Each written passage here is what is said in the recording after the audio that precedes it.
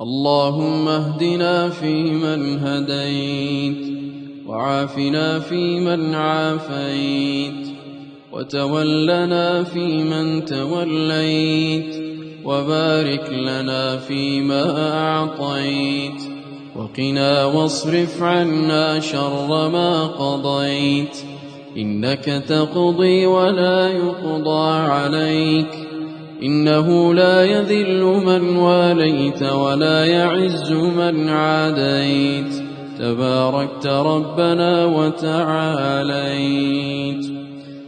اللهم لك الحمد على ما قضيت، ولك الشكر على ما أعطيت، نستغفرك اللهم من جميع الذنوب والخطايا ونتوب إليك. اللهم فاغفر لنا مغفرة من عندك، إنك